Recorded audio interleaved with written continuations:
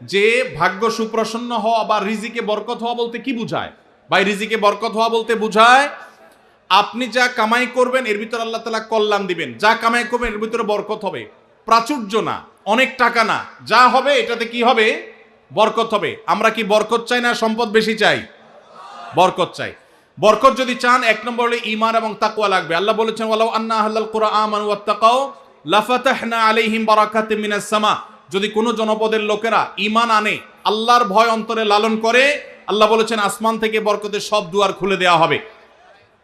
এজন্য ভাই, ঈমান যদি থাকে, তাকওয়া যদি থাকে, গুনাহমুক্ত জীবন গড়ার সংকল্প যদি থাকে, বরকত আসবে জীবনে। নাম্বার 2, ইস্তেগফার বেশি বেশি করলে, আল্লাহ বলেছেন সূরা নূহের মধ্যে, যদি কেউ ইস্তেগফার করে, নূহ আলাইহিস সালাম তার জাতিকে বলেছেন ফাকুল তুস্তাগফিরু রাব্বাকুম ইন্নাহু কানা গাফফারা ইউরসিলিস সামাআ আলাইকুম মিদরারা ওয়া ইমদিদুকুম বিআমওয়ালিন ওয়া বানিন ওয়া ইয়াজআল লাকুম জান্নাতিন ওয়া ইয়াজআল লাকুম আনহারা।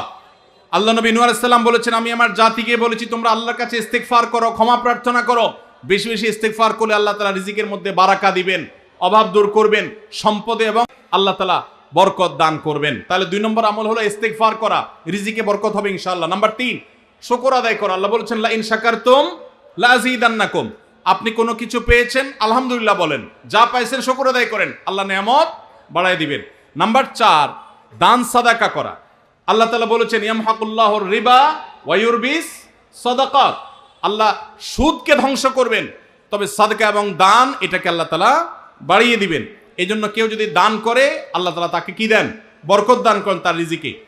তারপরে 5 নম্বর হলো আত্মীয়তার সম্পর্ক রক্ষা করা। নবীজি সাল্লাল্লাহু আলাইহি সাল্লাম বলেছেন মান সাররাহু আন ইউবসাতা লাহু ফি রিজকিহি আও ইউনসা লাহু ফি আথারিহি ফালিয়াসিল রাহিমা।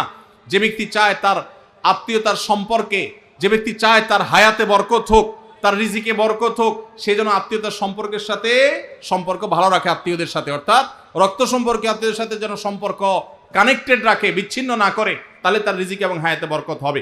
এবং সর্বশেষ আরেকটা আমল বলতে চাই, সেটা হলো খাবারের ক্ষেত্রে একত্রিত হয়ে বসে খাবার খাওয়া। এই সুন্নত আমাদের সমাজ থেকে বিদায় হয়ে গেছে, আমরা অনেকে জানি না। আবু দাউদের একটি হাদিস বর্ণিত হয়েছে, নবীজি সাল্লাল্লাহু আলাইহি সাল্লামের কাছে এক ব্যক্তি বললেন, হে আল্লাহর রাসূল, আমরা খাই কিন্তু অনেক খাওয়ার পরেও পরিতৃপ্ত হই না, পেট ভরে না, খাবারের চাহিদা পরিপূর্ণ মিটে না, কারণটা কি?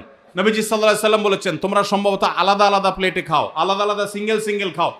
তখন নবীজি সাল্লাল্লাহু আলাইহি সাল্লাম বলেছেন তোমরা সবাই একসাথে খানা খাবে, আল্লাহ তাআলা তোমাদের খাবারে বরকত দান করবেন। একসাথে খানা খাবে এবং বিসমিল্লাহ বলে খাবে, এই 2টা কাজ করলে আল্লাহ তাআলা তোমাদের খাবারে বরকত দান করবেন। এজন্য ভাইরা, বাসা বাড়িতে এক প্লেটে, স্বামী স্ত্রী 2 জন আছেন, এক প্লেটে খাবেন। বাচ্চাদেরকে নিয়ে বড় প্লেট নিয়ে খানা খাবেন, এটা সুন্নত। নবীজি সাল্লাল্লাহু আলাইহি সাল্লাম উৎসাহ দিয়েছেন, কিন্তু আমাদের সমাজ থেকে এটা এখন হারিয়ে গেছে, নাই বললে চলে। আমরা সবাই যার যার মতো খানা খাই। এজন্য এই কাজটাও আমাদের আমলে, আমাদের রিজিকে, আমাদের হায়াতে বরকত এনে দিবে ইনশাআল্লাহ।